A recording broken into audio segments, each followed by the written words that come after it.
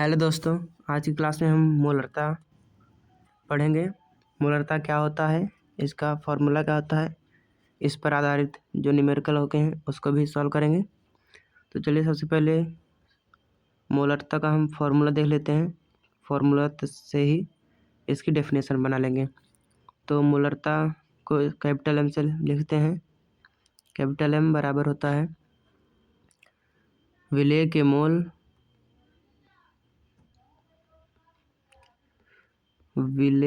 मोल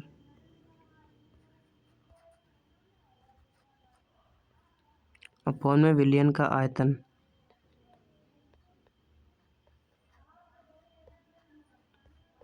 विलयन का आयतन किस में रहेगा है?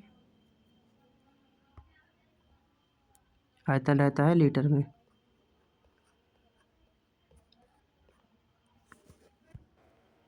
तो यहाँ से डेफिनेशन क्या बन जाएगी?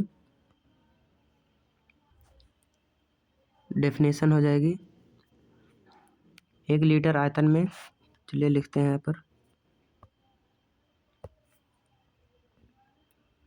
1 लीटर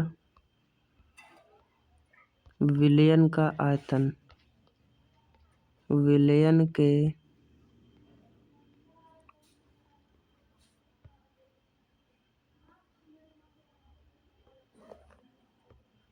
आयतन में उपस्थित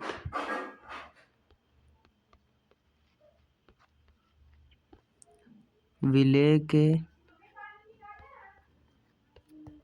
मोलों की संख्या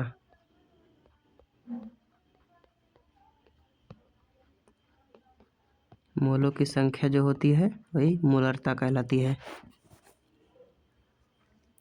संख्या मोलरता कहलाती है।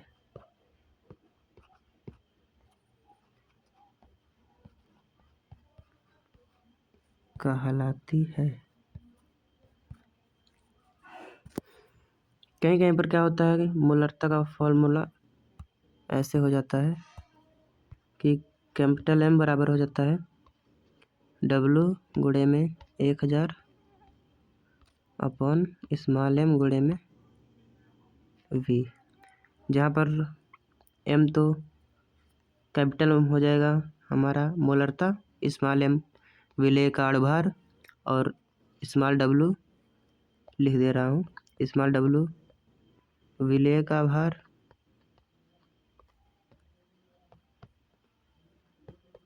और V क्या है, विलयन का आयतन।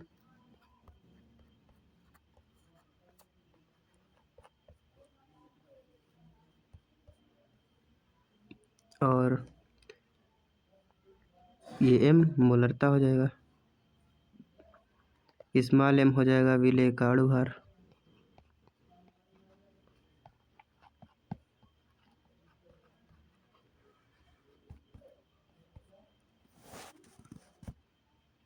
चलिए जानते हैं अणुभार कैसे निकालते हैं।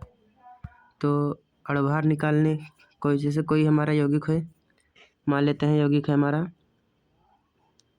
C6H12O6, यह है ग्लूकोज।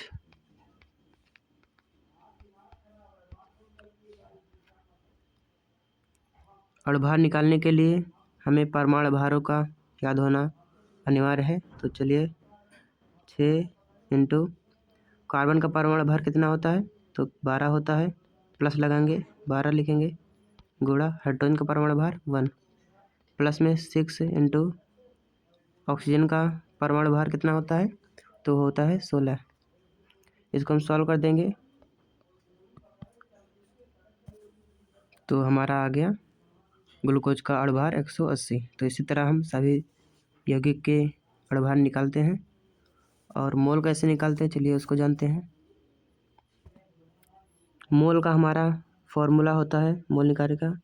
मोल को हम n से डिनोट करते हैं, n बराबर होता है W/m।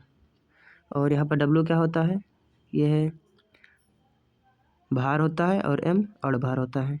कोई भी जो पदार्थ दिया रहेगा यौगिक, उसका भार W और अणुभार m। तो यहाँ पर हम मान लीजिए भार हमारा 36 रहेगा और 18 हमारा अड़भार रहेगा, तो इसको हम सॉल्व कर देंगे। हमारा मोल आ जाएगा 2 मोल। चलिए फिर अब मोलरता टॉपिक पर चलते हैं। ये तो बेसिक बता दिया मैंने। एक न्यूमेरिकल लगाते हैं। चलिए, हमें दिया हुआ है 4 ग्राम NaOH को 100 ml जल में घोला जाता है, तो प्राप्त विलयन की मोलरता ज्ञात करनी है। चलिए इसको भी, तो हमारा 4 ग्राम विलयन में जो कम रहता है उसे हम विलेय कहते हैं, और जो ज़्यादा रहता है उसे विलायक कहते हैं। ये तो आपको पता ही होगा। चलिए फिर यहाँ पर विलेय कितना है हमारा 4 ग्राम, और विलयन कितना है हमारा 100 ml। मोलरता ज्ञात करनी है, मतलब कैपिटल M ज्ञात करना है। और NaOH जो हमें यौगिक दिया गया है, इसका हमारा अड़भार निकालना होगा, तो इसका अड़भार हो जाता है हमारा 40। मैंने आपको पहले बता दिया है, आप वैसे निकाल सकते हैं।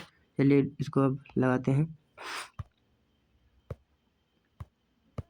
तो इस कैपिटल M बराबर हो जाएगा स्मॉल w गुणे में 1000 अपॉन M इंटू V। यहाँ से हम सबका मान रख देंगे 4 इंटू 1000 अपॉन में 40 इंटू 100। यहाँ से 00 कट जाएगा, 10 से 10 कट जाएगा, 4 से 4 कट जाएगा, तो हमारा क्या आएगा कैपिटल M बराबर आ जाएगा हमारा 1 मोल प्रति लीटर।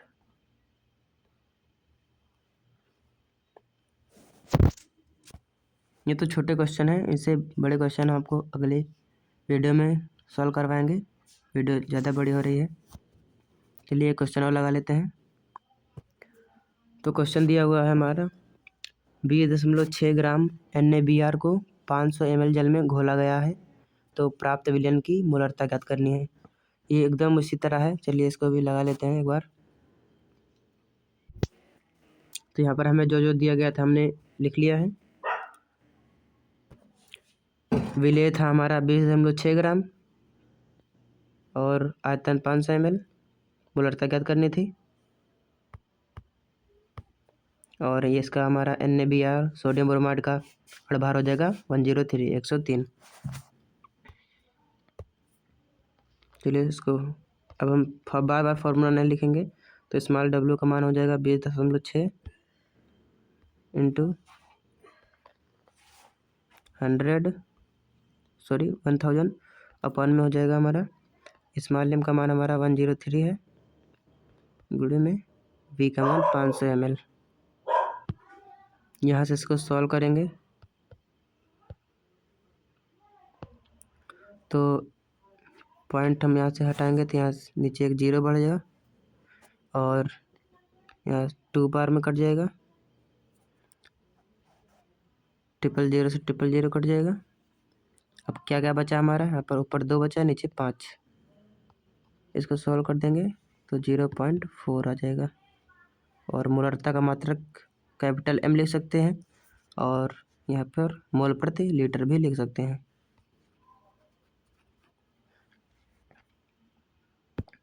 आशा करता हूँ वीडियो अच्छी लगी हो। अगर अच्छी लगी हो तो एक लाइक ठोक दें। धन्यवाद।